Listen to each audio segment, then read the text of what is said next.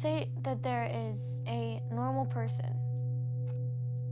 She or he sees their family, their mom, their dad, their dog. My perspective of family, I live with my mom and my stepdad. My other brother lives with me. My dad hates my mom. My older brother hates my mom, and I can't see either of them. It's not fair that any family goes through this. It breaks up your family, makes life harder, and you just don't see the world the same.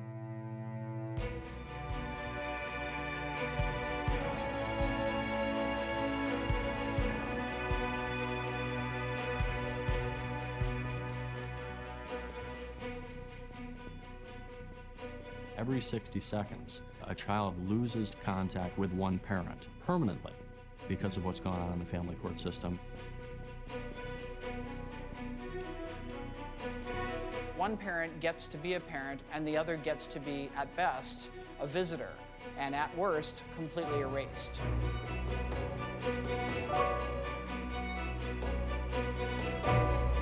It destroys lives, it bankrupts people every day, it tears children from their homes, and just so happens to be a $50 billion a year industry.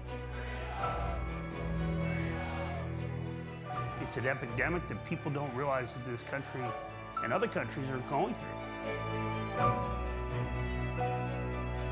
Nobody wants to talk about it until it happens to you. This isn't a father's rights issue. It's not a mother's rights issue. It's a human right issue.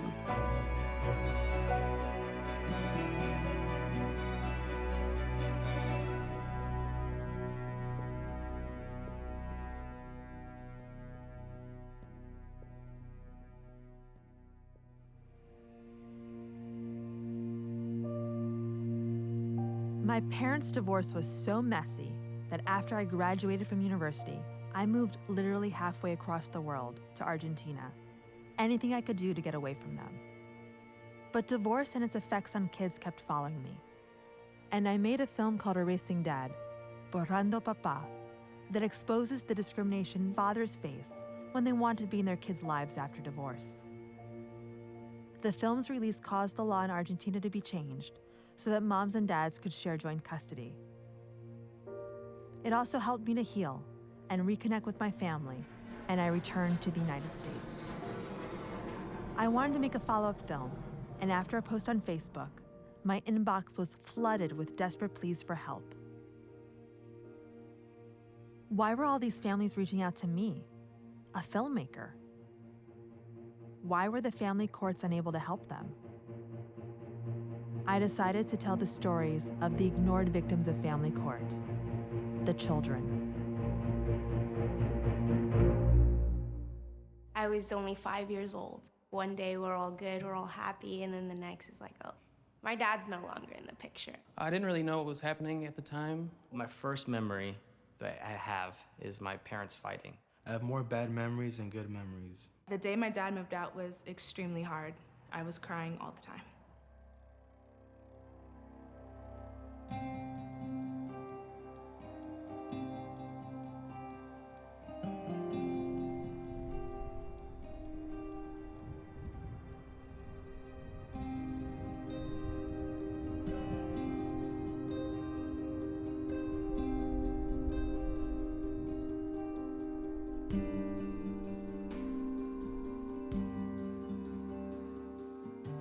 When I was born, my parents were in the middle of a divorce.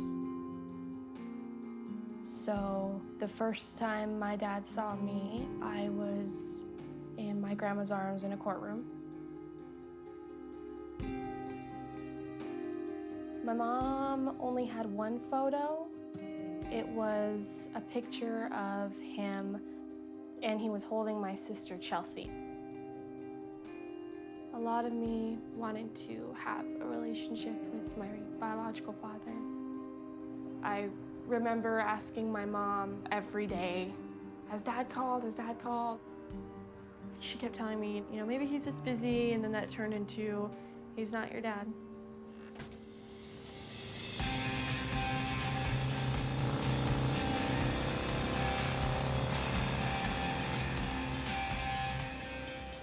was informed that basically he was poison to me and he would manipulate me if I was ever in contact with him. When I was reading the divorce file, though, there was a lot of things I didn't know happened. There's flaws in the system. I've never known a life where one parent wasn't missing.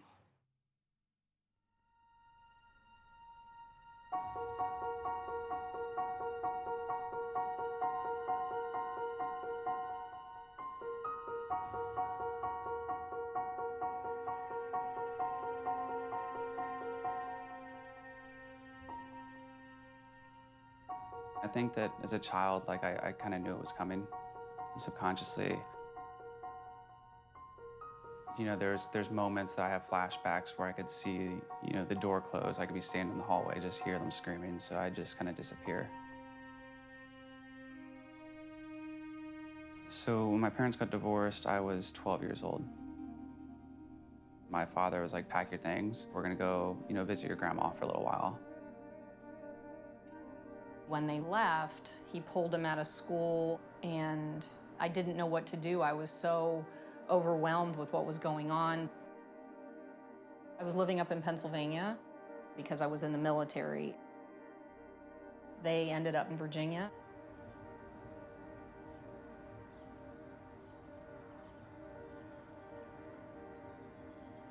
Karen, my stepmom, I also call her mom, she came into my life when I was about 14. Initially, I was there practically every weekend. So the visits started to decrease every month. And then I was stopped. Sometimes it was because the children would call me and say they didn't want to come. Sometimes I would get an email saying, well, the kids don't want to see you this weekend. It was signed by my ex, but it sounded like his wife. I was just so confused. It really felt like she didn't want anything to do with me. I can't even really answer why the whole thing happened. I was never on drugs. I had no criminal background. I had no psychological issues other than being heartbroken because I lost my children.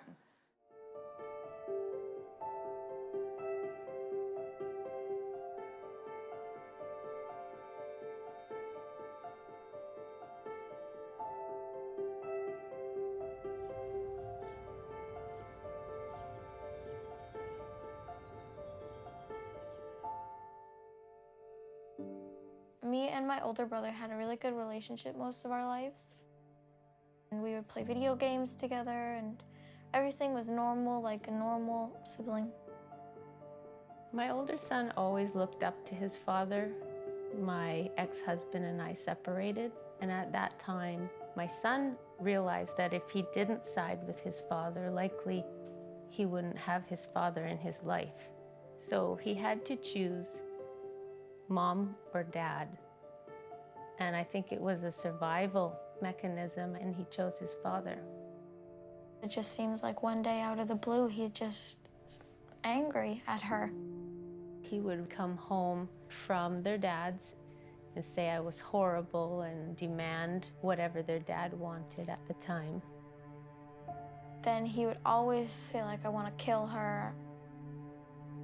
That wasn't my son, but he was being so influenced that that's how he had to act towards me.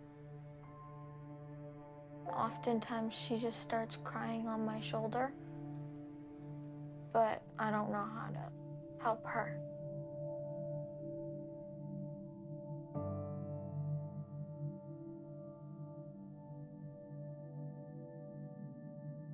I get reminded every day, like, your dad sucked. My dad and my stepmom sat me down and discussed with me how awful of a person my mom was. I don't think my mom wanted me to have any contact with my father. Growing up, I learned to hate him. As I got older, my dad said, you owe your loyalties to me because I've been here for you and your mom hasn't, and your mom left you. It's a constant reminder because I am my father's child, so.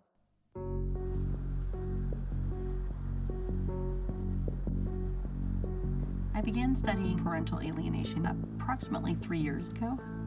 I started looking around to people who have been affected by this on Facebook groups and support groups, and I didn't get any answers. I thought it's time to put some serious scientific attention to this problem. Parental alienation. The set of behaviors that a parent will do to try to distance their child or hurt the relationship between the child and the other parent. Okay, so It can be very subtle. They can refer to the other parent in pronouns, completely undermining their role as a parent. The custodial parent really colors the way that child perceives events. Obviously, you trust and love your parent, and you want to believe that what they're telling you is correct. That child is then expressing and parroting back what they're hearing. How many of you have had it happen to you? Just by a show of hands. That's about, I'd say about 40%. I ask this of every class that I teach. It's heartbreaking to me to see how many of you are dealing with this. I was trying to estimate the scope of the problem, and we conducted a poll in order to do that. 13% of these adults reported feeling alienated from one or more of their children, and what that comes out to is over 22 million American adults are feeling like they are being alienated from their children.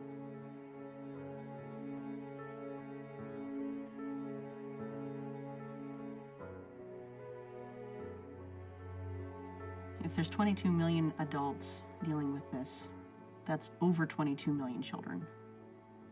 And the mental health consequences on that child are severe and long-lasting.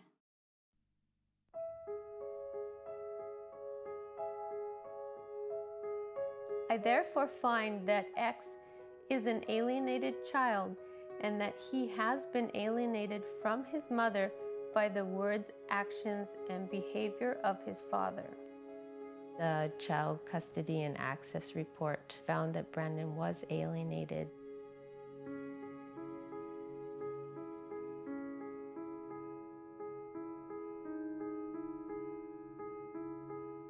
I knew something was wrong before that. I just hadn't heard of a name for it.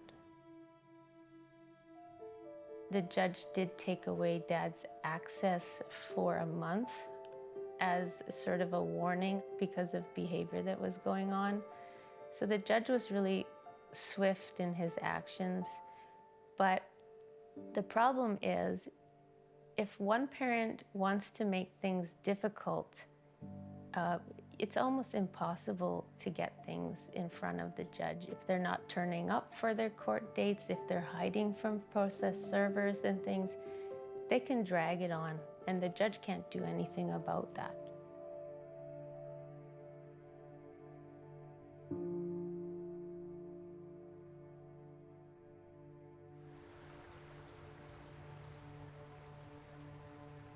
I've went to about 4 counselors. The counselor, he asked us to draw a picture of how we felt. I drew a house split in half with Brandon and my dad on one side, and me, my middle brother, and my mom on the other side, and it was just cut in half.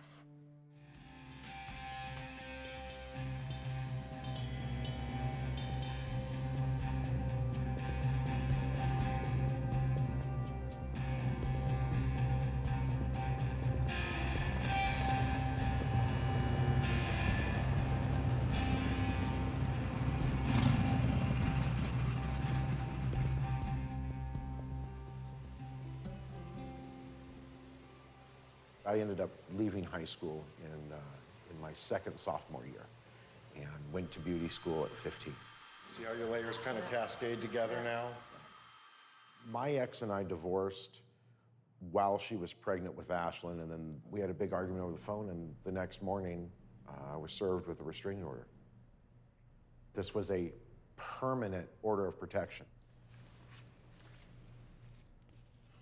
Kept everything. It amazes me that I go through all of this, and nowhere in here does she say I'm a bad father. Our divorce is our divorce. What we went through, what she did to me, what I did to her, what our relationship was, has nothing to do with our children.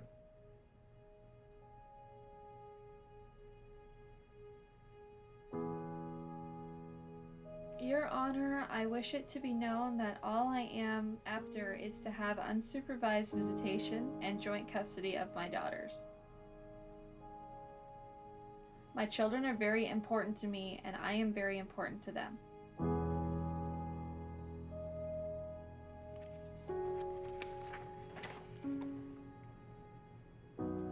This was the worst paper I ever had to file.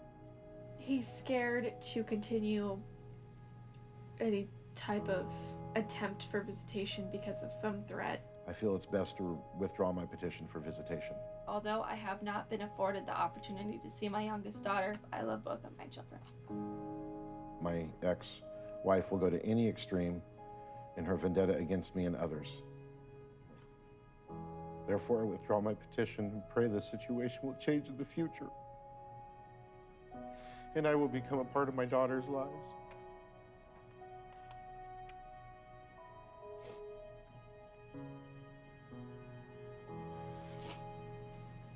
It's just hard because you're, reading a letter that your parent feels hopeless.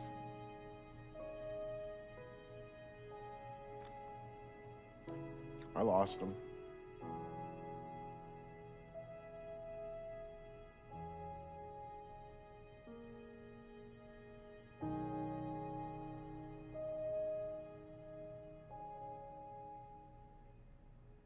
Here, I don't know when's the last time you've seen this. Peanut head. I mean, they're just pictures of his life. Look how cute you were, though.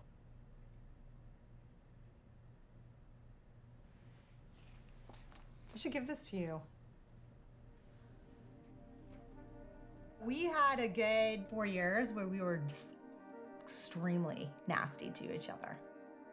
It was almost like this enmeshed situation through divorce where it was like team mom or team family in Virginia. My family started asking me about the divorce and my choice. I felt like my support system was right there in front of me, so it was a pretty simple answer at the time.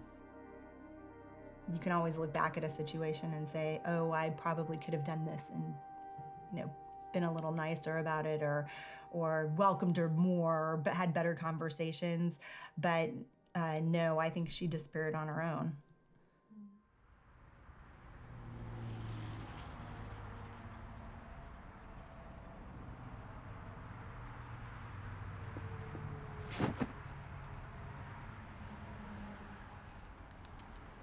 Ow.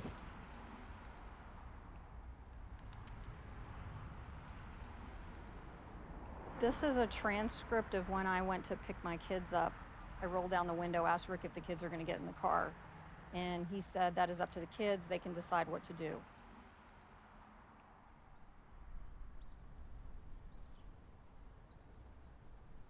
No, they do not have to come to the door. They don't, yeah, I think they do. They are old enough that they can express their wishes to you directly, and I can express them to you. I'm not the one who's telling you you can't see them, hon. It's not me. It's never been me. It's them. Really? Okay. You ready to go? Sure. All right. Sure, yeah. I was calling the police, I called the courts, I called whoever I could think of to help me, and they were like, oh, no, sorry, there's nothing we can help you with. Unless they do something physically harming the children, we can't intervene with this.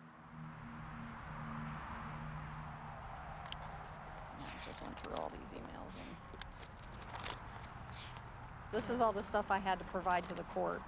So I was more angry with the courts than I was with what was happening, because they wouldn't, it was like, it's almost like the thought that there's no gray area. It's all black and white. It was almost like they were looking to assign blame to somebody rather than figure out a way to make it work for everybody. All I wanted was to have a relationship and be able to see my children. And I felt that there had to be a better way to do this, and what I was experiencing was not it. I think it was about 8. There was a custody battle that happened. When the divorce was final, I saw my dad every other weekend. It was supposed to be 51-49, my dad to my mom. Eventually went to I was only living at my mom's. My mom hired the most expensive lawyer to make sure that she got sole custody.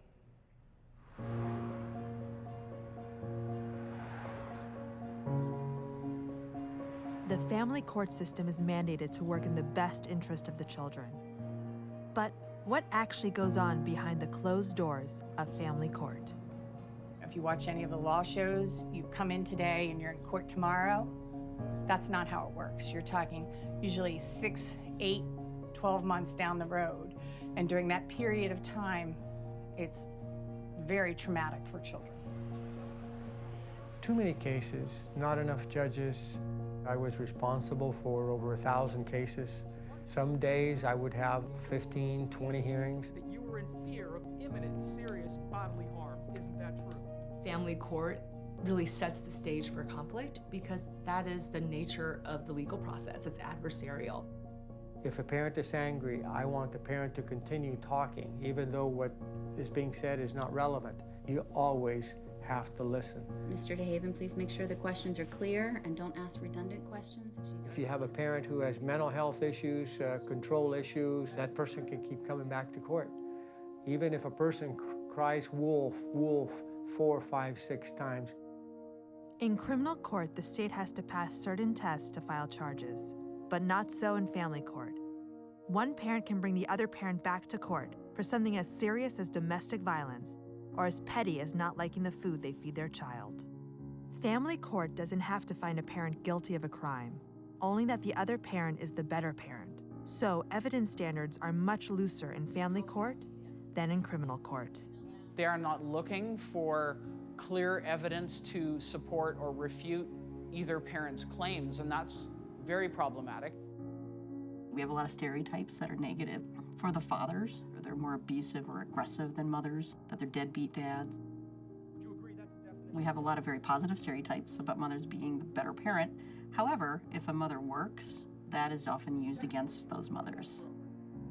The other pattern is that the father will make the mother look like she's crazy, and everybody looks crazy in divorce. While the courts are mandated to work in the best interest of the child, nowhere in the civil code is this term defined. So judges, custody evaluators, and psychologists can make findings based on opinions that they don't have to justify or show scientific evidence to validate. Approximately $28 billion has been an estimate of how much this costs a year for family court involvement. It's to psychologists who have to get assigned or appointed by the court to make an evaluation. They get paid thousands of dollars. Expert witnesses that parents have to call. It's an industry because all of these pieces play a role.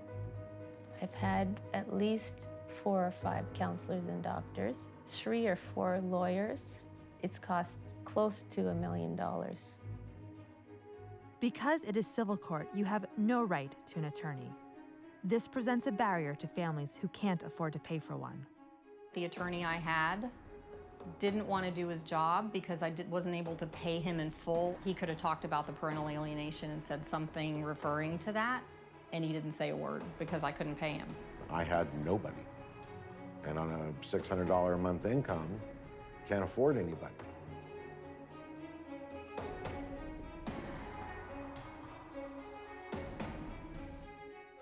How is destroying a parent financially and emotionally in the child's best interest?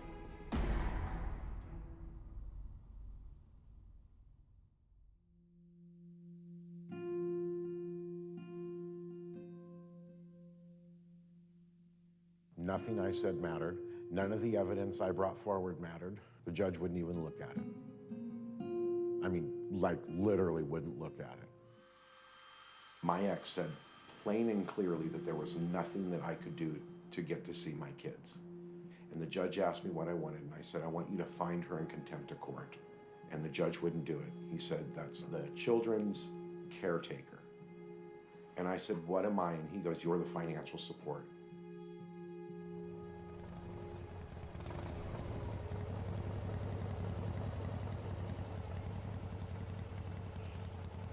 And I get a phone call from my ex. She said, your children want to see you. They want to be in your life. And I said, how soon can you come over? When I first met my dad at 10, I remember pulling up in the car and he was like smiling like ear to ear. My wife was elated. My other daughter was excited. My dad took my sister Carola and I and Chelsea to go do like a family photo shoot thing. And I just remember feeling really happy because we were all together. God, it was such a blessing.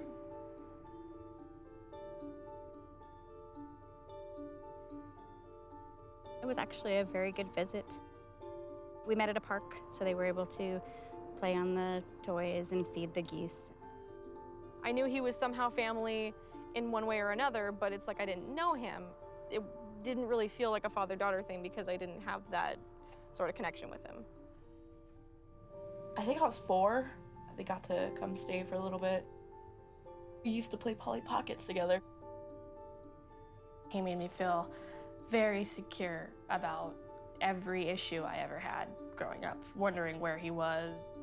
He got a tattoo on his back of my birthday, and I was informed by my mom and my stepdad that that tattoo got removed, and it hadn't. The visits with my dad ended kind of abruptly. My ex said, you know, with what they take out of your checks for child support, I know that you struggle. And I would like to help with that. So I have an idea. The last time that I remember seeing my dad, he was signing papers. Ashlyn's crying, I'm crying, and I've got my kid's stepdad telling me, don't worry, I'll make sure she never takes your children away from you again. By that point, Robert had been their dad for a few years. It just seemed like the next step. I knew something big was gonna happen. I've got her sitting there telling me, it's not gonna change anything. You're still their daddy, you're still their daddy. And the minute the papers were signed and the car doors were shut and everybody drove off, that was the last time I saw him. The purpose of me meeting my father when I was 10 wasn't really about what I wanted from it or anything like that. It was just to get the adoption to go through. I signed my rights. I'm ashamed, I'm embarrassed, I hate myself every day for it.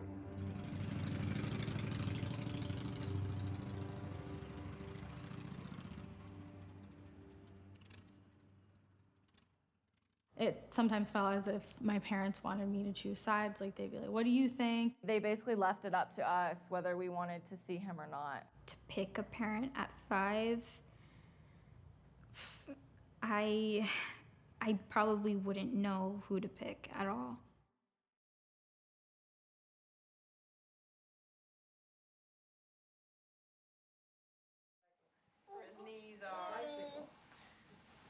Oh, yeah. That was Mom. Where's Shane? Wave, go wave. I found out that Brian was adopted by Karen, I believe, through an email. Ooh, okay. I was angry and heartbroken. Is that when you adopt somebody, everything about the person disappears and it all starts over? I think she was like much more like making a bigger deal than I was. She was really excited and felt like she was like pretty nervous, or maybe a little nervous to ask me. So on it says certificate of birth, like I gave birth to you on this day. That's how this is written. Like it wipes everything else out before that, and now this is your legal document. So if anybody searched your birth, this is what they would see. They would see that I am now on your birth certificate as if I gave birth to you. To me, Karen was mom, and it was important to her. It's like that never happened, and this did. It's an interesting way to make things happen, yeah. Right? Yeah. I really didn't even think about Caroline at the time.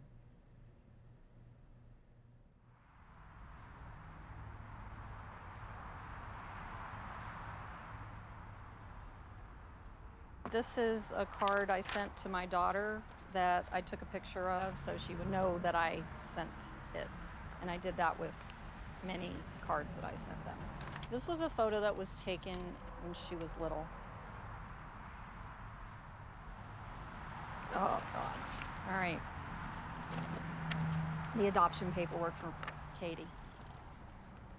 I received an email from Karen saying that Katie wanted to be adopted also. By that point, she wasn't talking to me anymore, really. She didn't want anything to do with me.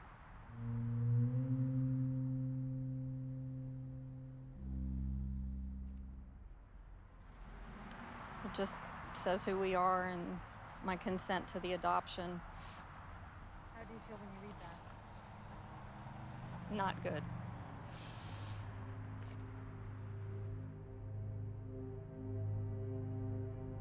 My daughter testified on the stand and said that she didn't want to see me. And it was in open court. I watched the whole thing. I was sitting right across from her looking at her while it was happening.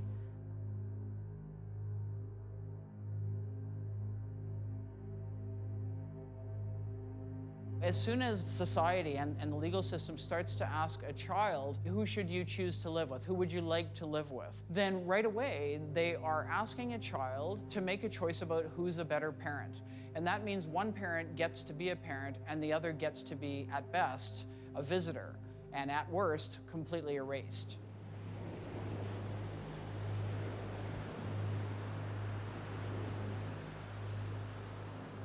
Like, I would just say it's just easier to not talk to her, and it was just such an easy decision. And in reality, there's no way that a decision like that could have been easy. So in turn, that's how I started building my walls. They're like screw you walls, like no one's getting in here. As a kid, we just don't want the stress of having to figure all this out.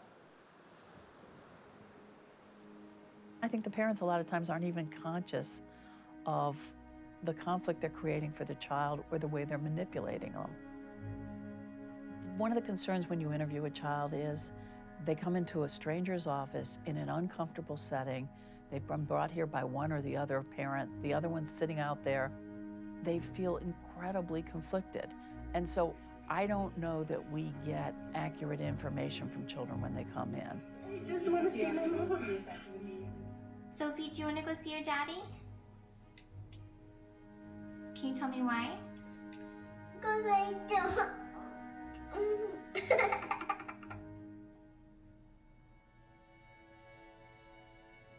What I remember about being in court was having to lie to the judge.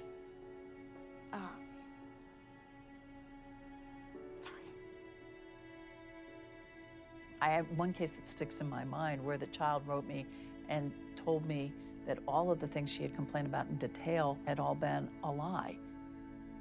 My stepdad was going to be my real dad now. I remember telling Mom something along the lines of, I don't feel this way about my stepdad. I don't want my stepdad to be my dad. And she told me that basically that was too late to say that, and it was out of my hands at that point. I was scared, to be honest, so I lied. And I said, yeah, I'm okay with this. I'm comfortable with this. This is what I want. And I felt a lot of guilt for that for a long time.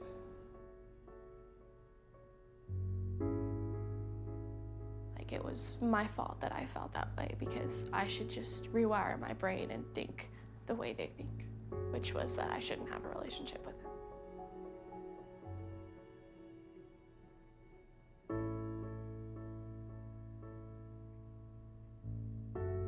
I started smoking when I was 12, cutting myself regularly. I don't recall any kind of follow-up or checkup. I was never talked to by a social worker or a psychologist on anything about it.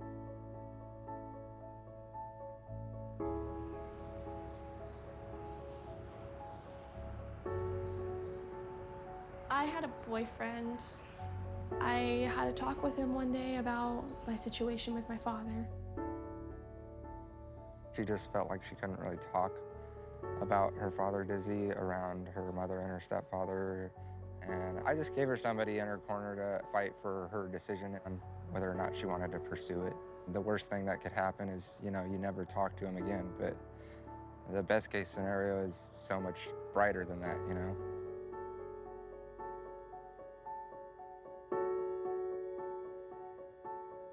I contacted Dad.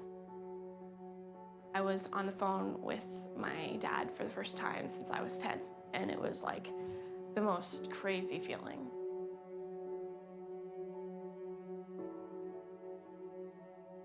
Then I found out that my mom and my stepdad started listening to our phone calls.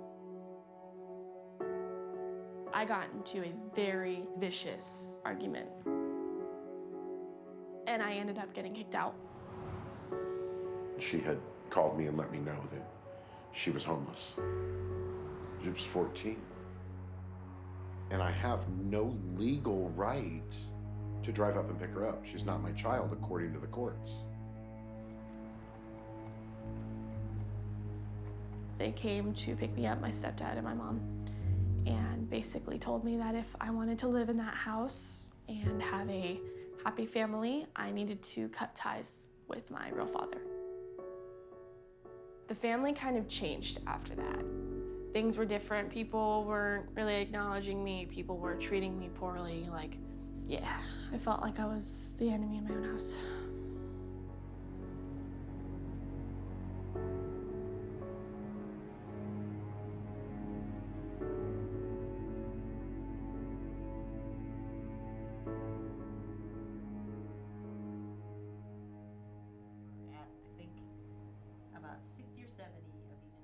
Just like with domestic violence, people blame the victim. What did this parent do? They must be doing something to make this child not want to see them. It shows an ignorance of what human development is like and the power that a parent has in that child's life and how they perceive the world. This child has been brainwashed. They hate that parent, or they inherently don't trust them. They don't like them, and they don't have a good reason for it. My dad had my brother snoop through my mom's paperwork. And I got to the point where I resented going with my father. I would yell at him. I would say, I hate you. Why are you doing this? It was always ingrained in me that my mom was the enemy and that I shouldn't want to see her. And how much of a liar she was, and all these terrible things about her that I knew wasn't true.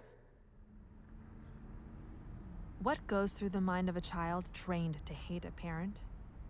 We talked to Candace, who was brave enough to come forward. I became deeply fearful of my dad.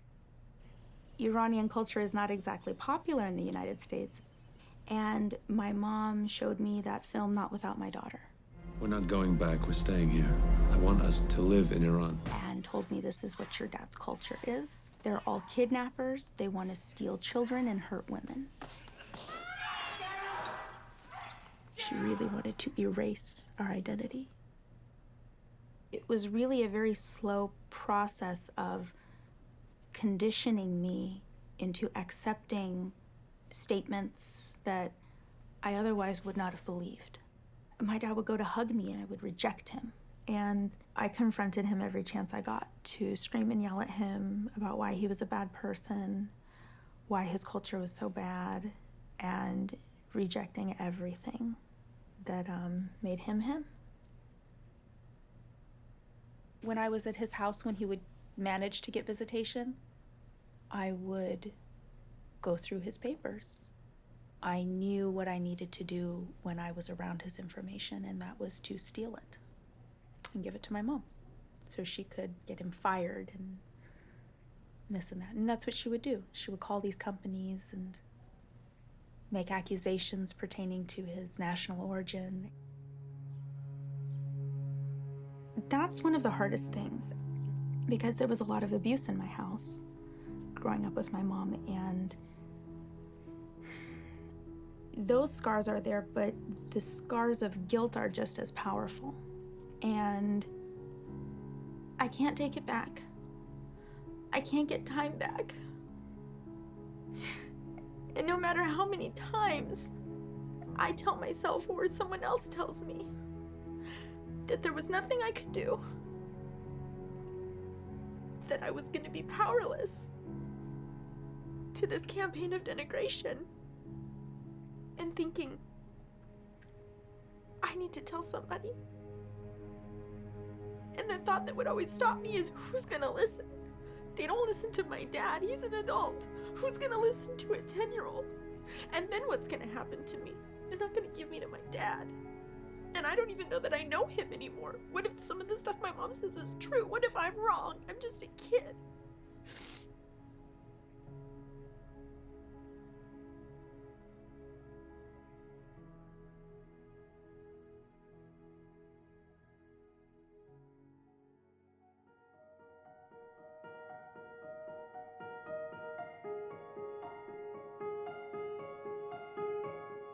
After half a decade in family court, a drastic ruling.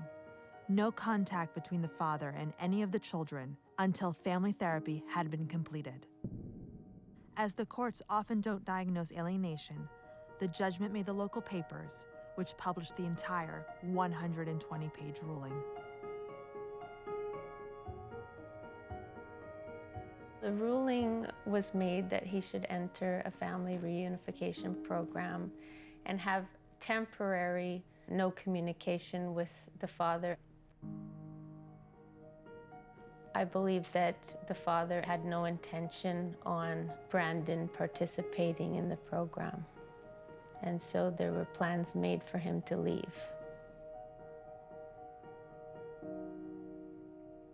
We get a phone call.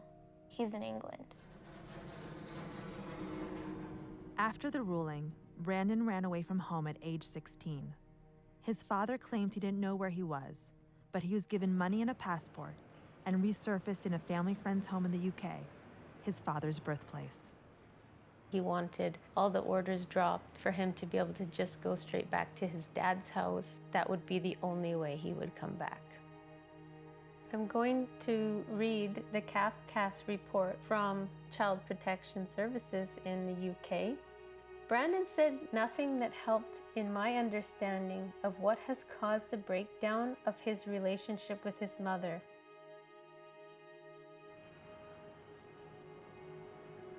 The judge in England decided that he could stay there and he would be made ward of the court and that she could not force him to get on the plane to come back. What a stupid judge. Like, you basically just ruined my life.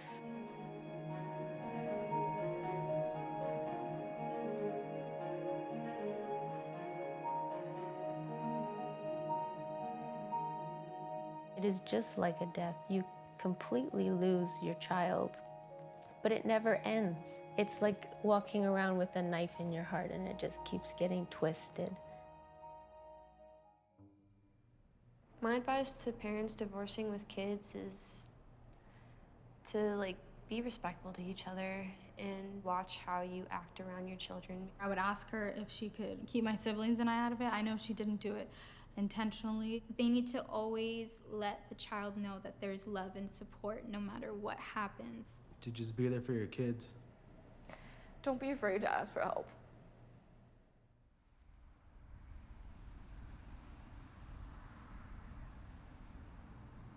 By the way, I have a new line of essential oils I'm carrying now, cured for beards. I was right in the middle of doing a hair color. I turn around and here's my wife Kelly and my other daughter Caroline, and then I saw her. And he dropped his hairdryer and just ran to me. And we both started crying, and the whole salon started clapping. Like everybody knew the story. It was like a scene out of a movie.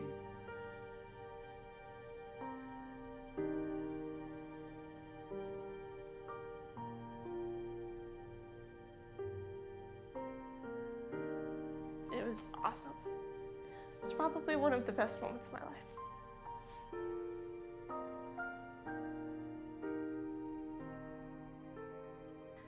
It's amazing living with my dad. He's great.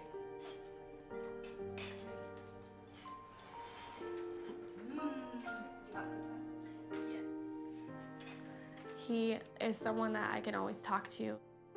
He's nothing like I was told he was, not even in the slightest. I'll go through anything and everything with you, side by side. Just like I said, when you decide to get your GED and we do it, I'll go with you and I'll do it too. My daughter here and I have been alienated from each other for the majority of her life. She called me and said, "Dad, it's time to move home," and she came home. Well, I made the mistake when she was 10 years old to sign my rights away. I never got to see them again. Which was part of the deal. Yeah. In about 10 minutes, we're going to leave for the courthouse to file paperwork so I can legally readopt my daughter. So she will be my daughter once again in the eyes of the law. Whereas in our hearts, we know, and it doesn't matter, she's my little girl. If something was to happen, she wants to make sure that myself and her stepmom, soon to be on the paperwork, her adopted mom, will be the ones to make those tough choices if they ever need to be made.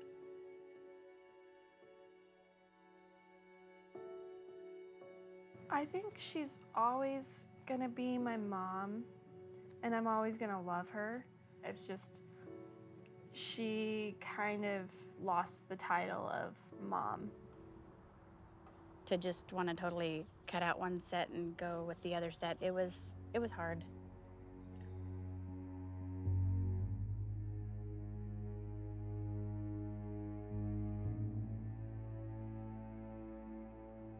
After a while, I felt like since I had kind of done a similar thing, maybe I just need to back off and give it some time and go from there.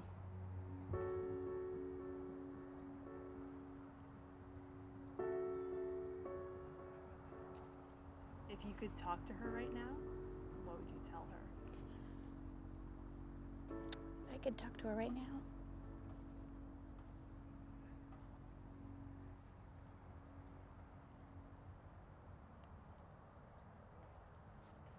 I don't even know what I would say. I would just be so happy that she's talking to me.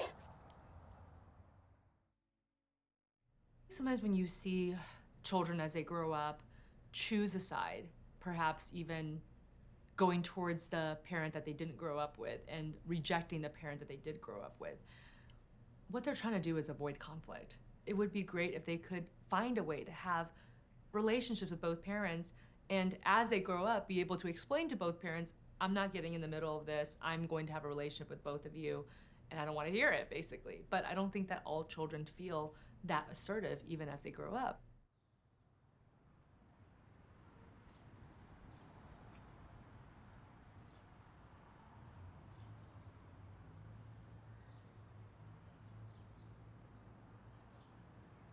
After a decade together, Brian's dad, Rick, and his stepmom, Karen, divorced. Once again, Brian found himself torn between two parents. I believe I was about 22 when Karen and Rick got divorced. For like the first few months, like of the separation, like I would flip-flop, like, no, my dad's right, so I need to stand by his side, I need to be loyal to him. Then I'd be like, Karen's right, no, I need to stay by her. I think after so many months, like I realized like it was just tearing me apart. And that's when I was like, I'm not gonna deal with their shit. Hey, baby, how are you? I think that's probably why like I was able to have that relationship with Caroline as well. It's like I could choose this route of what some people call loyalty, or I could choose the route of having my own independent relationships. Guess who that is? It's a good-looking kid. Yeah. So I'm guessing me. Now that we do have a relationship, I look to try to find some of those good memories, and it's been exceedingly difficult. Seeing these, I feel like I don't remember any of them. It had nothing to do with you. I wanted to get down there, and there were times where your dad and Karen would tell me that either you didn't want me to come down or you had stuff going on. I wasn't able to force myself in there because they wouldn't let me.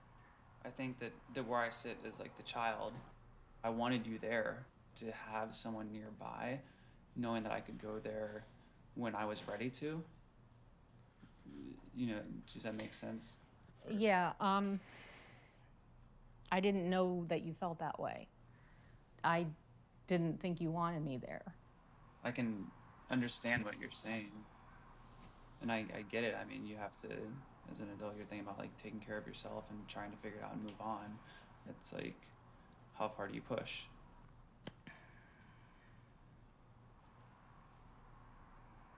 At one point, your stepmom sent me some pictures that we had taken with us in it, and she cut me out of the pictures and sent me the other part back with a note that said, "Thought you might want these, Kay."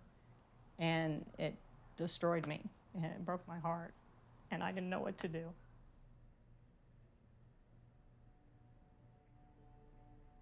It's not like I cut her out of him, because obviously in the photo album there's lots of pictures of her. The people that I was with were just like, oh, we'll just throw them away. And I was like, no, that's kind of weird. Like, I'm just gonna send them back to her.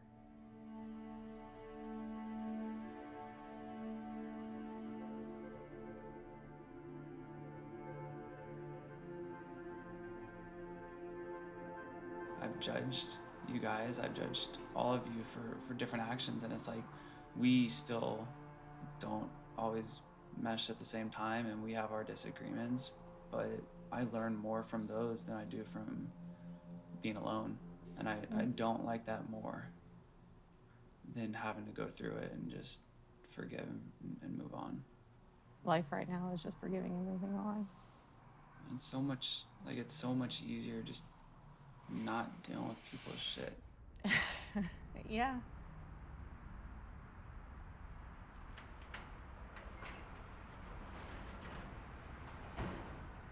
I don't know if I ever had a desire to win, because I didn't feel like I ever could.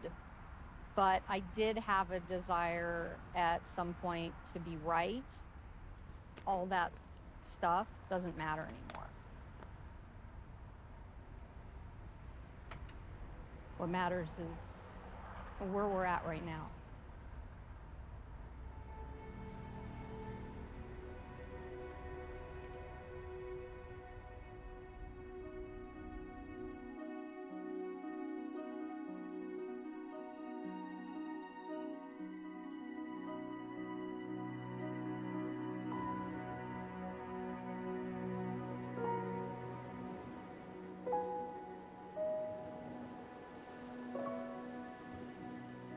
I think that was the best thing that happened to me in a really long time. Hearing you call me mom.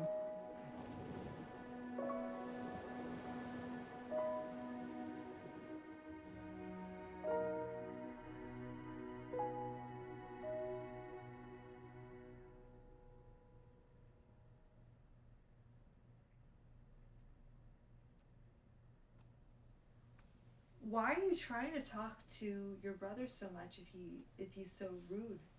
I'm trying to talk to my brother because he's my brother and I miss him and I love him, and I'm trying to convince him to snap out of it, you know?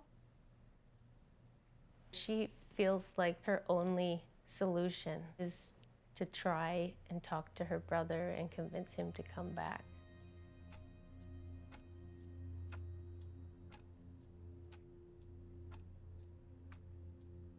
My actions do not put me in the wrong, as your mom has caused me so much trouble over the years. I want a relationship, but if you cannot respect that I don't want anything to do with her, then we will have to wait until you're older to talk. I said, it kind of seems like you hate mom more than you love me. I did have to grow up a bit faster and cope with all of these big words like alienation. You can tell Mom that I now have this conversation of proof that you've been alienated against me. I think I might send this to my lawyer because I'm not alienated, you are. I said, why can't we just be normal siblings and talk about normal things? Even though we aren't normal, why can't we pretend like we are?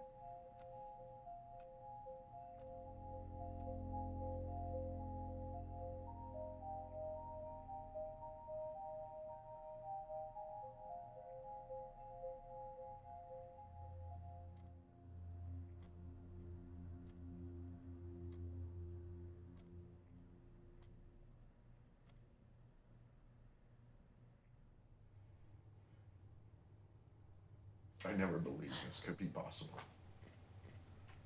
To be here today. Ash, you don't just live here. Today we get to fix the wrong. How do you think Chelsea will react? I forgive that she doesn't care, and I've moved on from that, and I just have no interest on the subject. But it's different when you're a dad. Yeah, I don't know. I have to focus on the daughters that are here, that need their dad, that want their dad. So, that's where my focus is. All right, we're off. I am writing this letter regarding a legal adult adoption between my stepmother and my birth father. My biggest fear here is that because I sign my rights away, the judge is going to look at this case a little bit differently. My birth mother alienated me from my birth father for over a decade. I mean, I'm a father that, quote unquote, voluntarily relinquished my parental rights, and now I'm trying to get them back. How are you doing? You didn't have it back. I was trying it off. Don't drop it. You know what? I am preparing myself for anything. Because, I mean, there's an order of protection in place right now. I mean, that's on my record. They run my name, they see an order of protection. It's going to list who it is. It's going to list the children. What if the judge says no? I can't even think about that. This adoption is the missing piece to my puzzle. Not the ending to my story, but a new beginning. Sincerely, Ashlyn Marie Lerner. Okay, so congratulations.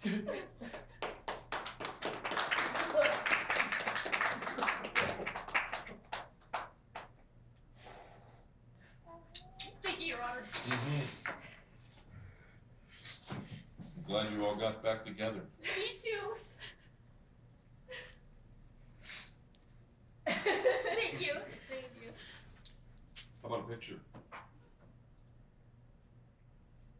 You know, I do recall this Lerner case. I think I may have had him in front of me when I was in my family law assignment. It was a very emotional adoption.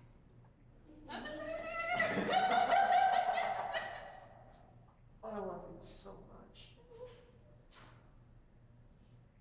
It's interesting that Ashlyn told me one thing that bothered her was that nobody ever checked up on her to see how she was doing. You know, in family law, we only address what is in front of us. We don't go check up and say, hey, how did that work out? We don't. We're so busy, and there's just no avenue to do that. We expect if people are having problems, then they are to bring that issue to court so we can address it.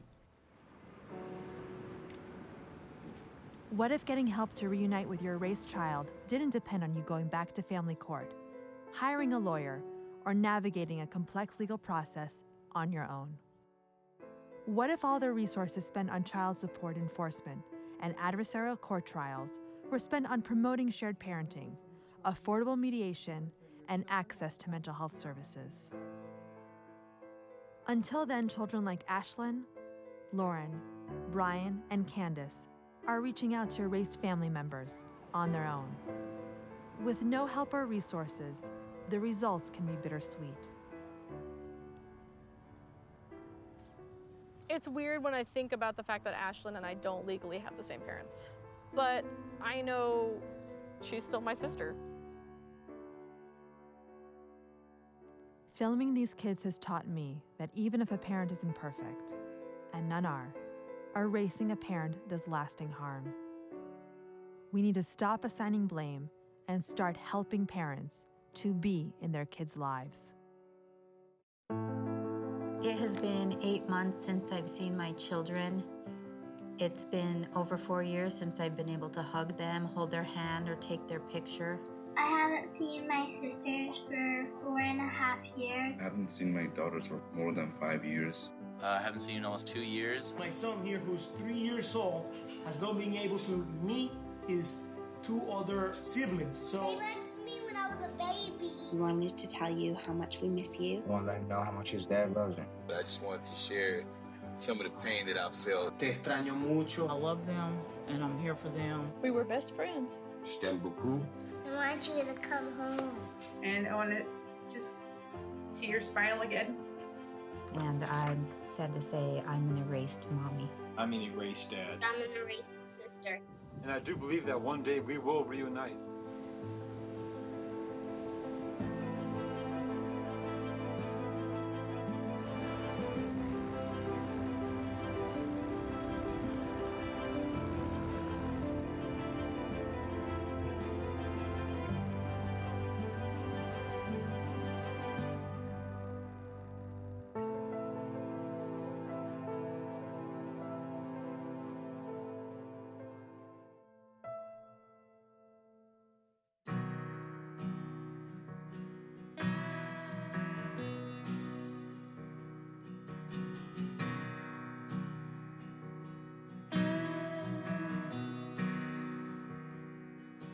I took my time getting off that plane.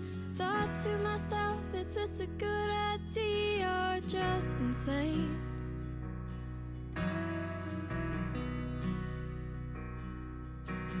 All this way for a man I've never met.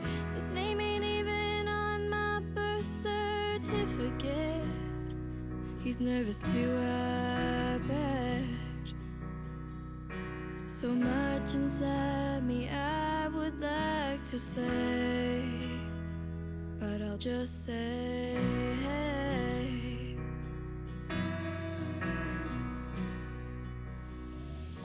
standing in this baggage zone, I couldn't feel any more alone. Is this the way she felt the last 18 thinking I chose not to be around? I had no idea until she found me, and now she's standing here. I didn't want to let the words get in the way, so I just said, hey. hey, I'm glad to finally meet you. Share my story, what I've been through, to find the part of me that I never knew. Time and distance seem so small now, kinda takes my breath away. How much of me I see when I look at you.